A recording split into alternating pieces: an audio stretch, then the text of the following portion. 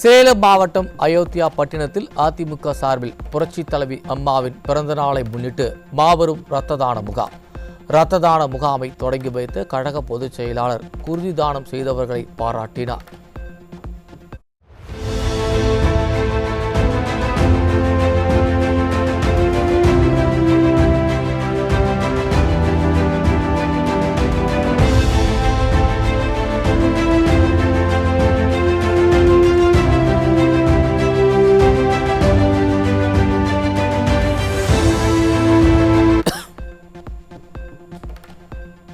மக்களவை தொகுதி மறுசீரமைப்பு தொடர்பான அனைத்துக் கட்சி கூட்டத்தில் அதிமுக சார்பில் பங்கேற்பார்கள்.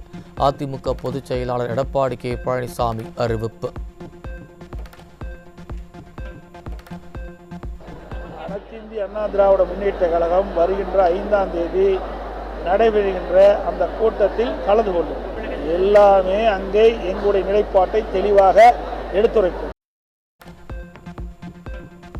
ஸ்டாலினின் திமுக அரசு உரிய நடவடிக்கை எடுக்காததால் கள்ளச்சாராய மரணம் தொடர்ந்து நிகழ்கிறது.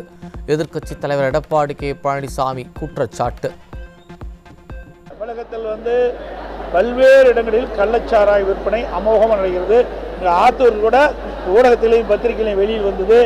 மிகுந்த வேதனை அளிக்கின்றது. இன்றைக்கு பலமுறை ஊடகத்தின் வாயிலாக பத்திரிகையின் வாயிலாக இந்த அரசாங்கத்துடைய கவனத்திற்கு கொண்டு வந்திருக்கின்றோம். இன்றைக்கு தமிழகம் முழுவதும் போதை நடமாட்டம் அதிகரித்திருக்கின்றது. போதைப் பொருள் விற்பனை அமோகமாக நடைபெற்றுக் கொண்டிருக்கிறது. இதை தடுத்து நிறுத்த வேண்டும். கள்ளச்சாராய் விற்பனை தடுத்து நிறுத்த வேண்டும். இதையெல்லாம் வலியுறுத்தி இருக்கிறோம். ஆனால் இந்த அரசாங்கம் முழுமையான நடவடிக்கை எடுக்காத காரணத்தினால் இப்படிப்பட்ட நிகழ்வு ஏற்படுகின்றது. இந்த கள்ளச்சாராய மரணம் இன்றைக்கு தொடர்கின்ற ஒரு சூழ்நிலை இருப்பது. இயற்பியல் மேதை சர் சி.வி. ராமன் கண்டுபிடித்த ராமன் விளைவு கோட்பாடுகளை நினைவு கூறும் வகையில் தேசிய அறிவியல் தினம் கொண்டாட்டம். தமிழகத்தில் பிறந்து உலகம் போற்றும் அறிவியல் மேதையாக உயர்ந்து உலகின் மிக உயரிய விருதான நோபல் பரிசினை பெற்ற சர் சி.வி. ராமனின் சாதனைகளையும் அர்ப்பணிப்பு உணர்வையும் போற்றி வணங்குவதாக அதிமுக பொதுச் செயலாளர் பெருமிதம்.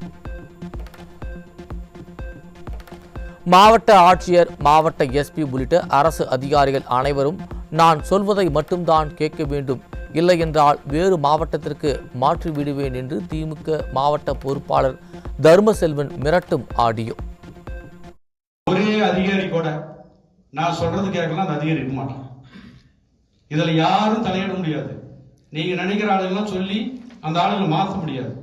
நான் லெட்டர் வச்சாதான் மாற்ற முடியும். அதை நீங்க உணர்ந்துக்கணும். சரிங்களா? கலெக்டர் நான் சொல்றதான் கேட்கணும், எஸ்பி நான் சொல்றதா கேட்கணும், கீழே இங்கிற அத்தனை நிர்வாகம் நான் சொல்றதா கேட்கணும். நிர்வாக திறனற்ற திமுக ஆட்சியில் அரசு ஊழியர்களுக்கு துளியும் பாதுகாப்பு இல்லை என்று எதிர்க்கட்சி தலைவர் எடப்பாடி கே பழனிசாமி தொடர்ந்து கூறி வரும் நிலையில் மீண்டும் நிரூபணம்.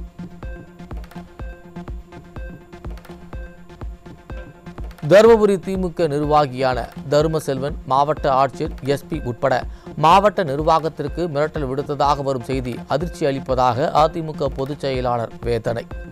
தருமபுரியில் மட்டுமல்ல, இதுபோன்ற மிரட்டல்கள் திமுகவினரால் தமிழ்நாடு முழுவதும் நடைபெற்று வருவதன் எடுத்துக்காட்டுதான் இந்த சம்பவம் என்றும் விமர்சனம். ஸ்டாலின் தலைமையிலான மன்னர் ஆட்சியில் திமுக அமைச்சர்களும் மாவட்ட செயலாளர்களும் குறுநில மன்னர்கள் போல் செயல்படுகின்றனர். அரசு அதிகாரிகளை மிரட்டி தங்கள் ஏவலுக்கு அடிபணிய வைப்பதற்கு அதிமுக பொதுச் செயலாளர் கடும் கண்டனர்.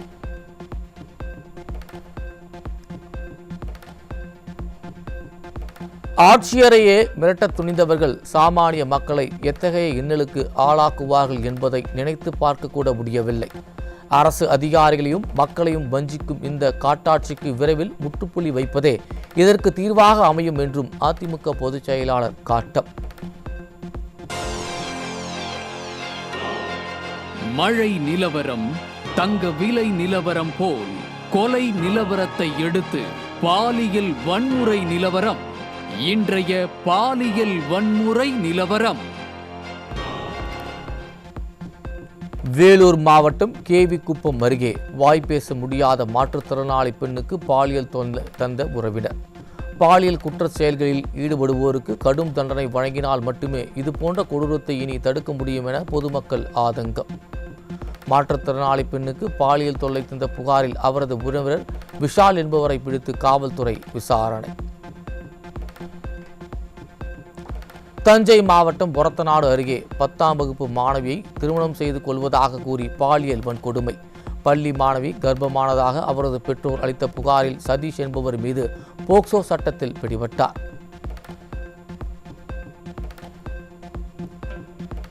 ராணிப்பேட்டை மாவட்டம் சோளிங்கரில் 12 வயது சிறுமிக்கு தின்பண்டம் வாங்கி கொடுத்து பாலியல் தொல்லை கொடுத்த முதியவர் மற்றும் 15 வயதுடைய சிறுவன் போக்சோவில் பிடிபட்டனர்.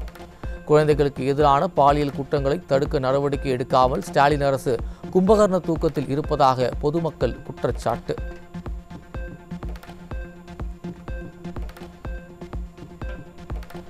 சென்னையை அடுத்த மீஞ்சூரில் 13 வயது சிறுமியை திருமணம் செய்த இளைஞர் போக்சோ வழக்கில் பிடிபட்டார்.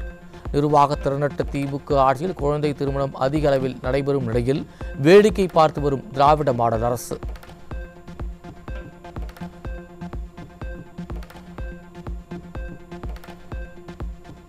திருவாரூர் மாவட்டம் நன்னிலம் அருகே 2ஆம் வகுப்பு சிறுமிக்கு பாலியல் தொல்லை கொடுத்து 69 வயது முதியவர் போக்சோவில் சிக்கினார். நிர்வாக திறனற்ற திமுக ஆட்சியில் சிறுமிக்கு எதிரான குற்றச்சம்பவங்கள் தொடர்ந்து அதிகரித்து வருவதால் பெற்றோர்கள் வேதனை.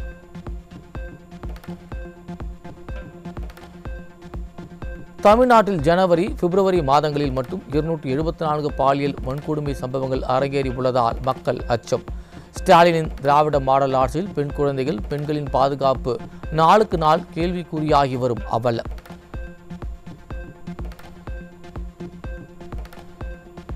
கரூர் மாவட்டம் கடவூர் அருகே மனநலம் பாதிக்கப்பட்ட 10ஆம் வகுப்பு மாணவியை கூட்டு பாலியல் வன்கொடுமை செய்து கர்ப்பமாக்கிய கொடூரம். மாணவிக்கு பாலியல் தொல்லை கொடுத்த 3 பேர் பிடிபட்ட நிலையில் கடும் தண்டனை வழங்க பொதுமக்கள் வலியுறுத்தல்.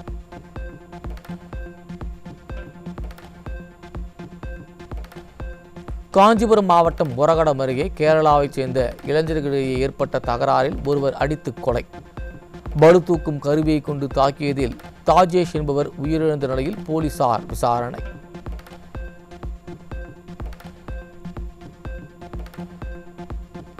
வேலூர் மாவட்டம் வேலப்பாடி அருகே பைக்காரன் அடித்த தகராறில் முதியவரை அடித்துக் கொண்ட 3 இளைஞர்கள் சிக்கினர்.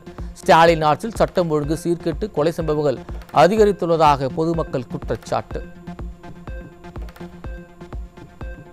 சென்னை அம்பத்தூர் வட்டாட்சியர் அலுவலகம் அருகே மர்ம நபர்களால் இளைஞர் வெட்டி கொலை. நிர்வாக திறனற்ற திமுக ஆட்சியில் கொலை சம்பவம் சர்வசாதாரணமாகி விட்டதாக மக்கள் குற்றச்சாட்டு. தாம்பரம் அடுத்த பீர்கான்கரணையில் ஆசிரியர் கண்டித்ததால் மனமுடைந்த அரசு பள்ளி மாணவன் தூக்கிட்டு தற்கொலை செய்து கொண்ட பரிதாபம். வகுப்பறையில் சக மாணவர்களுடன் சண்டையிட்ட மாணவனை ஆசிரியர் கண்டித்ததால் விபரீத முடிவு.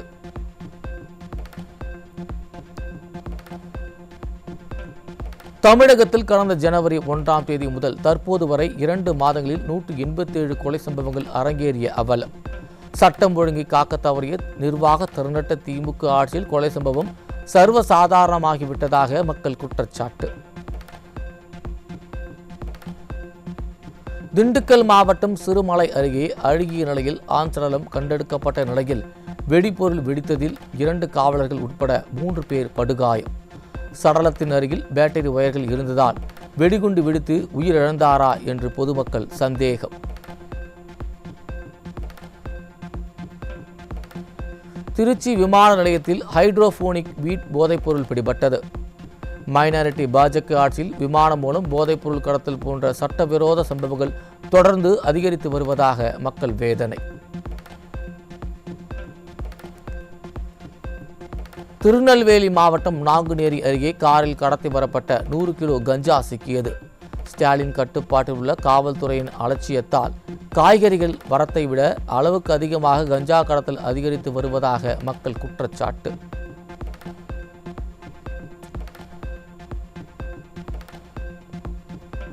சேலத்தில் திராவிட மாடல் ஆட்சியில் பாலின நிர்ணய மோசடி தொடர்பாக 7 அரசு செவிலியர்கள் இடைநீக்கம்.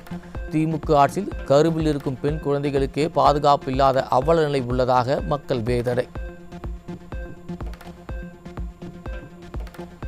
சென்னை கடற்கரை முதல் கழிப்பிடம் வரை தூய்மை பணிக்காக ஆயிரக்கணக்கான கோடிகளை தனியாருக்கு தாரை வார்த்த திராவிட மாடல். தூய்மை பணியாளர்களை தொழில் முனைவோர் ஆக்குவதாக கலர் கலராக ஸ்டாலின் பிரச்சாரம் செய்து விளம்பரத்திற்காகவா என மக்கள் கேள்வி. நாகை மாவட்டத்தில் உள்ள நேரடி நெல் கொள்முதல் நிலையத்தில் மேற்கூரை இல்லாததால் தார்பாய் போட்டு மூடப்பட்டுள்ள நெல் மூட்டைகள். எழுதாத பேனாவுக்கு சிலை வைக்கும் அரசு கொள்முதல் நிலையத்தில் மேற்கூரை அமைத்து தர மனமில்லையா என விவசாயிகள் கேள்வி.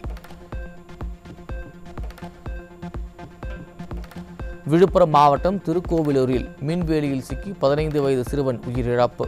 சட்டவிரோத மின்வேலிகளை அகற்றாத அரசு நிர்வாகத்தின் அலட்சியமே காரணம் என மக்கள் குற்றச்சாட்டு.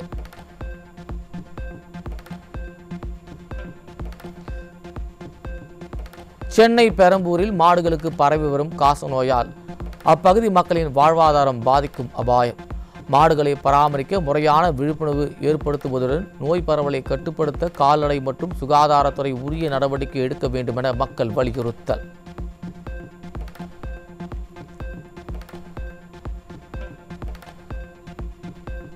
தமிழகத்தில் போக்குவரத்து விதிமீறல்கள் அதிகரித்து வரும் நிலையில் கடந்த ஆண்டு 80,496 ஓட்டுநர் உரிமங்கள் முடக்கம். திமுக ஆட்சியில் காவல்துறை தன்னுடைய கடமையை முறையாக செய்திருந்தால் இவ்வளவு பெரிய எண்ணிக்கையில் உரிமைகள் ரத்து செய்யும் நிலை வந்திருக்குமா என மக்கள் கேள்வி.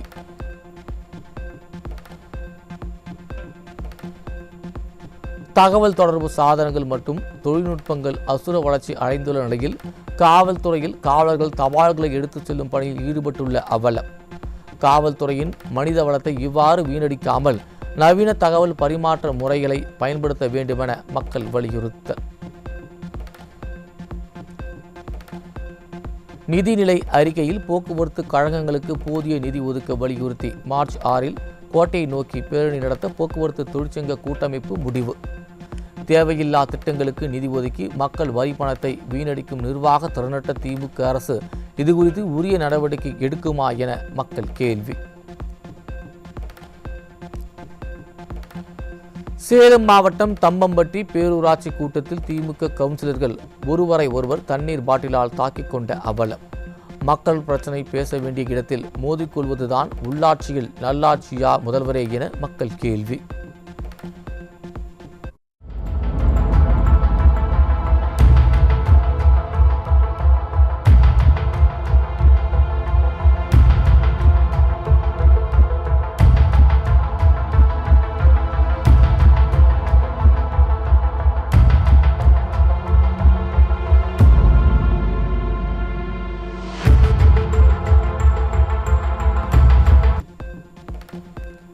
சென்னை குடிநீர் வாரியம் மேற்கொள்ளும் தேசிய ஒப்பந்த புள்ளியை ரத்து செய்ய கோரி பில்டர்ஸ் அசோசியேஷன் ஆஃப் இந்தியா சார்பில் உண்ணாவிரத போராட்டம்.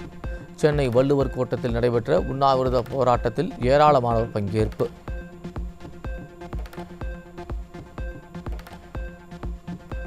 ஈரோட்டைச் சேர்ந்த ஆயுதப்படை காவலர் கோவையில் இருந்தபோது பிளேடால் தனது கழுத்தை அறுத்து தற்கொலைக்கு முயன்றதால் பரபரப்பு.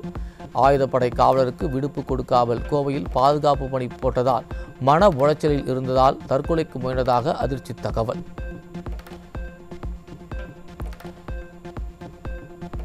இலங்கை கடற்படை கைது செய்த 32 மீனவர்களை விடுவிக்க கோரி 5வது நாளாக வேலைநிறுத்த போராட்டத்தில் ஈடுபட்டுள்ள ராமேஸ்வரம் மீனவர்கள் தொடர் உண்ணாவிரத போராட்டத்தையும் தொடங்கினர்.